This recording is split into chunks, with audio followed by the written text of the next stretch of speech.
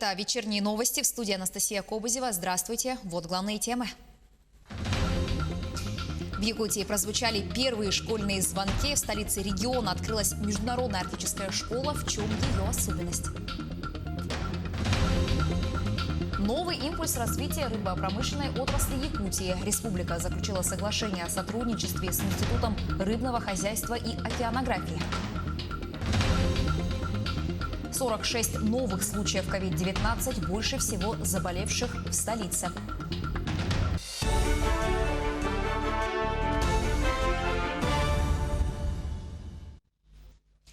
Новый учебный год на новом месте. Международная арктическая школа открыла двери для более чем 180 учеников из Якутска и разных районов республики. Торжественная церемония открытия прошла сегодня. Новая школа оснащена по последнему слову техники, но это не единственная особенность. Обо всем по порядку в следующем материале. Александра Уарова мечтает стать программистом, поэтому и решила учиться в Международной арктической школе. Десятиклассница уверена, что здесь она сможет углубленно изучать математику и информатику. Летом Александра успешно сдала несколько экзаменов, и вот теперь она ученица передовой школы Якутии.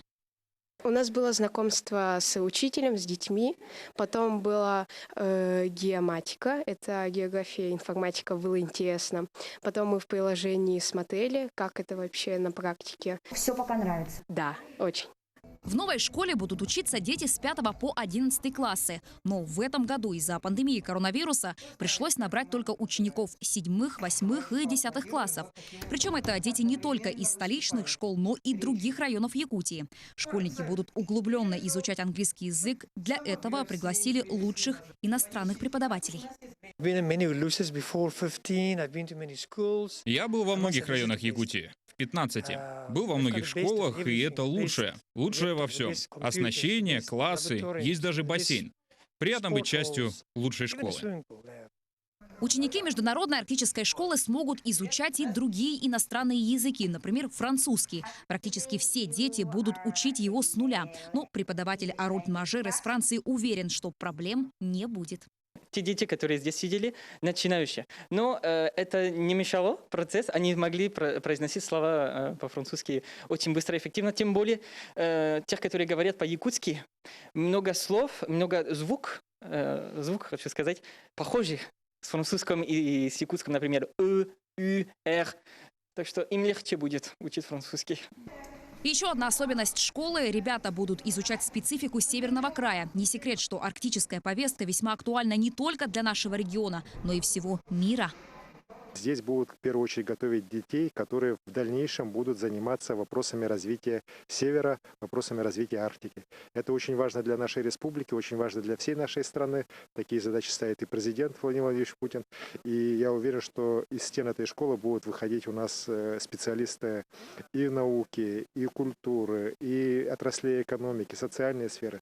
Новая школа оснащена по последнему слову техники. Классы виртуальной реальности, планетарий, современный актовый зал, бассейн, классы для графического дизайна и музей арктической цивилизации.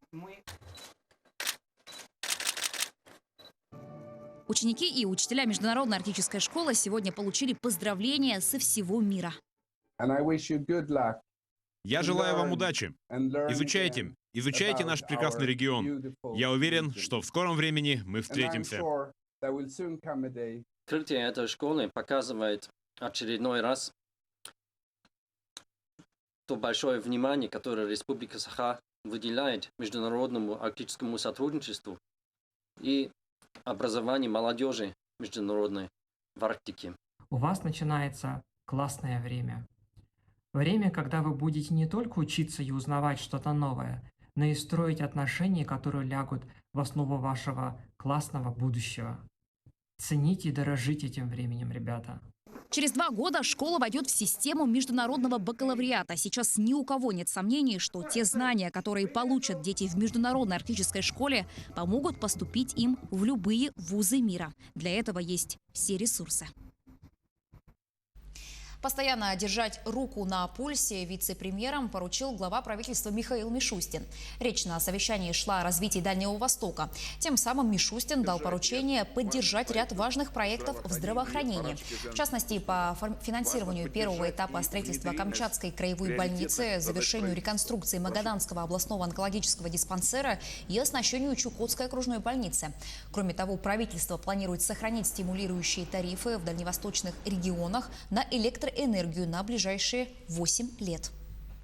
Это касается тех, кто подсоединен к сетям с низким уровнем напряжения, небольших магазинов и офисов, частных потребителей, малого и среднего бизнеса на сетях со средним напряжением, а также резидентов территории опережающего развития, свободного порта Владивосток и изолированных энергосистем округа.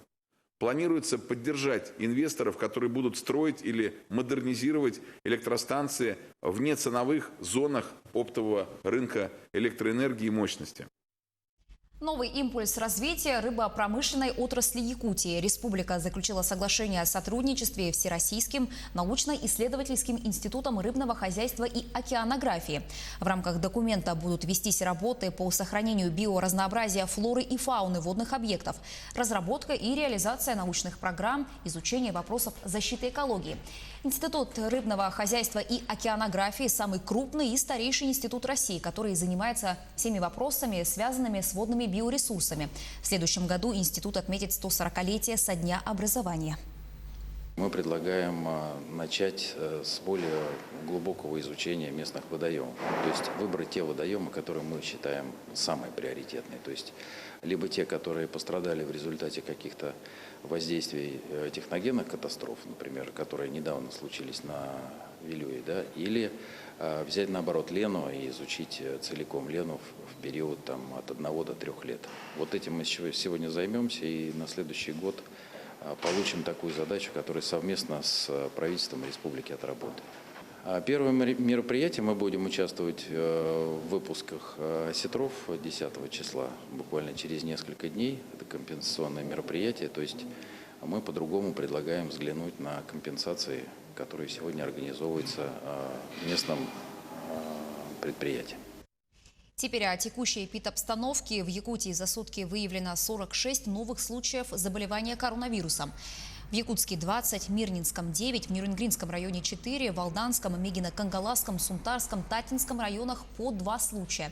И по одному заболевшему в Абыйском, Верхневилюйском, Верхоянском, Аймеконском и Хангаласском районах. Вирус унес жизнь еще одного человека. Летальный исход официально подтвержден. За сутки лаборатории провели чуть менее 1500 анализов. В сентябре заканчивается прием заявлений на единовременные выплаты на детей в размере 10 тысяч рублей, которые были назначены в июне и июле. Первая из них распространяется на детей в возрасте от 3 до 16 лет, вторая – от рождения и до 16 лет. Согласно отчетам, выплаты получило 99% детей. Основная масса родителей получили причитающиеся почти на 28 миллионов детей деньги в первые же дни выплат в июне и июле. Остальные по мере подачи заявлений. Тем, кто по каким-то причинам до сих пор не обратился, могут подать заявление на сайте госуслуг до 30 сентября. Также до 30 сентября нужно обратиться за выплатами на взятых на сопровождение или временное проживание инвалидов, престарелых людей, детей-сирот и детей, оставшихся без опеки родителей. Сумма такой помощи составляет 12 130 рублей в месяц на каждого человека, за которым осуществляется уход. При этом период проживания опеки в течение месяца должен быть не менее 7 дней. Как пояснили в пенсионном фонде, чтобы получить деньги, необходимо подать заявление через портал госуслуг, личный кабинет на сайте самого фонда или обратиться в МФЦ. При этом заявления составляются отдельно: одно за апрель-май, другое за июнь.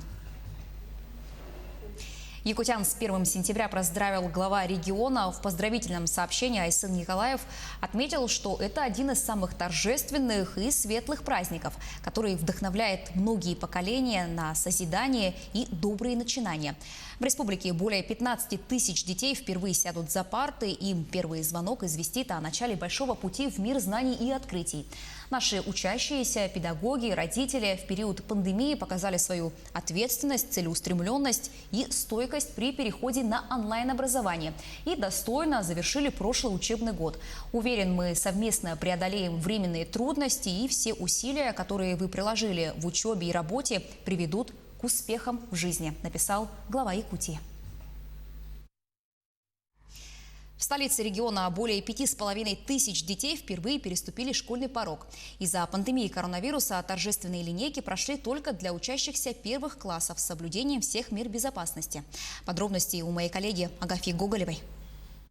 Сегодня у Лилии Макаровой особенный день. Она впервые идет в школу. Все готово к памятному дню. Наглажена школьная форма, готовы красивые белые бантики, блестят новые лакированные туфли. И завершает образ первоклассницы защитная маска. С этого учебного года маска станет главным атрибутом всех школьников во избежание заражения не только COVID-19, но и ОРВИ и других инфекционных заболеваний. Формат линейки сейчас не такой, как был у меня, когда я шла в первый класс. Мы идем в маске. Я всегда прошу, чтобы она мыла руки, когда приходит домой. На перемене обязательно обрабатывать гелем будем ручки или салфетками антибактериальными. Мы закупили маски обязательно, чтобы всегда был запас. Ношение масок во время уроков не обязательно, только в местах массового скопления. Но, по мнению властей, детям уже нужно прививать новую культуру ношения масок. Тебе мама объяснила, да, почему сегодня нужно надеть маску? Чтоб не заразиться. В школе, когда ты будешь учиться на уроках, будешь носить маску? Конечно, некоторые дети могут заболеть и в школу ходить даже. Среди учащихся среднего звена линейка прошла в дистанционном формате. Сандар Чугаев с нетерпением ждет традиционного учебного процесса, так как очень соскучился по школе. Мне сообщили, что мы будем учиться дистанционно, и это меня очень сильно огорчило. И моих друзей. Потому что я хочу увидеть своих друзей и учителей вживую, а не через интернет. Хотелось бы в школу, но нельзя, потому что карантин. Я не знаю, сколько это будет продолжаться, но я буду ждать. В столичной школе номер 24 подошли к делу творчески. Для выпускных классов провели дистанционную линейку с интересными заданиями. Дети очень хорошо выступили, и у нас было по сценарию и викторины были, и конкурсы, где ученики очень активно участвовали. И несмотря на это у нас еще был, допустим, используя уже дистанционное обучение, допустим, они должны были показать какое-то, предложение дается, они должны были показать мимикой или пантомимой. И мы через экран сидели и угадывали, что они нам показывают. И было очень интересно, детям это очень понравилось.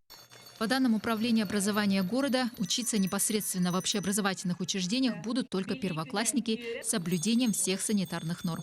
5-11 классы в дистанционном формате и 9 и 11 классы выпускные будут очные консультации по основным предметам. И 8 школ – это коррекционные и пригородные школы, где нормативы детей ложатся, количество детей соответствует нормативам, они начинают учебный процесс в очном формате. Из-за пандемии в этом учебном году учащимся предстоит учиться в новых условиях. Теперь, помимо организации учебного процесса, школы будут обеспечивать безопасность учеников. Это измерение температуры у входа, дистанцирование и санитарная обработка помещений. Агафья Гоголева, Илья Сыромятников, Якутск. В Алданском районе за парты сегодня сели более 500 первоклассников. За торжественной линейкой наблюдал Руслан Павлов. Первый раз в первый класс, и все за знаниями. Дети за фундаментальными, а их родители за самыми свежими. В глазах вопросы, как будем учиться и что ждет впереди, обычное или дистанционное образование. Во-первых, я хотел бы всех поздравить с Днем знаний. Сегодня 543 первоклассника Алданского района откроют для себя новые классы. Уверен, что все сложится, наилучшим образом, и ни на какую дистанционку мы уходить не будем. Понятно, что сейчас мы входим в такую необычную систему обучения, когда часть будет очная, часть заочная. Но я уверен, что с этим вирусом мы обязательно справимся, и обязательно вернемся к нормальному обучению, когда все будут учиться так, как раньше. Учиться точно придется во всеоружии. Кроме правил по арифметике и письму, школьникам придется выучить много новых санитарных постулатов. Мы занимаемся по второй модели. У нас санитарные условия позволяют полностью класс, чтобы учился. Мы вывели детей в 2 смены. И получается, что на каждом этаже у нас будет не более 2 классов. Простор, свобода, все санитарные нормы мы соблюдаем. Закуплено в достаточном количестве рециркуляторов и дезинфицирующих средств. В общем, мы ждем детей и надеемся, что все будет хорошо. Особая ответственность на родителях, которые не должны бросать на самотек состояние своих детей. Очевидные меры безопасности нужно соблюдать не только в школе, но и в быту. А выбора нет, нужно привыкать, как-то осваиваться ко всему. Как привыкаете? Да как привыкаем, то есть соблюдаем ограничения какие-то, то есть антисептиком руки там обрабатываем, все. Вот ребенку с собой будем ложить в портфельчик, а как еще? Как ни крути, а 1 сентября 2020 года запомнится не только визуально. Оно должно отложиться в подсознании каждого, потому что незримая вирусная опасность рядом и в любой момент может пойти в атаку. Другой вопрос, как мы ее встретим. Руслан Павлов, Сергей Шипачев, Алдан. О том, как День знаний прошел в поселке Иенгра Нерюнгринского района, расскажет моя коллега Тамара Игнатьева. За время пандемии 7-летний Никита усвоил один хороший урок – мыть руки как следует. Только на днях он с родителями вернулся из тайги, чтобы пойти в 1 класс. Семья Алексеевых – потомственные оленеводы. Бабушка, мама будет хвалить, если ты будешь хорошо учиться. Ага, потом, когда елочка будет, приедет Дед Мороз. Привезет тебе хороший подарок, если будешь хорошо учиться, понял? Все свои 7 лет мальчик жил в тайге, в палатке. Никита никогда не посещал детский сад, но считать до 100 умеет, да и буквы некоторые уже знает. Тайга преподала юному оленеводу немало практических знаний и навыков. Мальчик умеет колоть дрова, разжигать костер, таскать воду. Но мама желает сыну немного другой судьбы. Чтобы большим человеком вырос, каким-нибудь там богатым. Я не хочу, чтобы он в тайге там. Но в тайге, конечно, трудно же все равно. Пусть работает там где-нибудь такие, чтобы машина, чтобы была, свой дом, большая семья у него была, чтобы... Ну вот это я ему желаю хорошего, чтобы... Самое главное, чтобы выучился. Школа, куда пойдет 1 класс Никита, распахнула свои двери для 144 детей. Как и везде, в Иенгринской школе торжественная линейка прошла для первоклассников и выпускников. У нас родовое воспитание, вообще у нас как бы сохранение венкийского языка. Это самая главная как бы задача, потому что вы знаете, что у нас венкийский язык умирает потихонечку, поскольку нет у нас очень мало детей-таежников, и поэтому мало говорящих на венкийском языке. Становится все меньше и меньше. И поэтому у нас в учебном плане 3 родного языка, 3 часа родного языка. Ну и все мероприятия мы пытаемся проводить на венкийском языке. Остальные школьники ограничились классными часами. Соскучившиеся по друзьям и учителям дети рады началу учебного года. Но у меня в школе лучше, чем дома, потому что скучно дома. В школе, потому что в школе объясняют, а на дистанционно нет. Мне нравится в школе, потому что в школе много детей, а дома скучно, потому что там мало детей. Дети оленеводов и охотников, чьи родители уедут работать в тайгу, а их 30, будут жить в интернате. Для них будет организовано бесплатное питание. Таким образом, для иенгринских детей и их учителей учебный год начался с хорошего настроения. А как он продолжится, покажет время. Тамара Игнатьева, Вадим Барашков, Нерюнгри.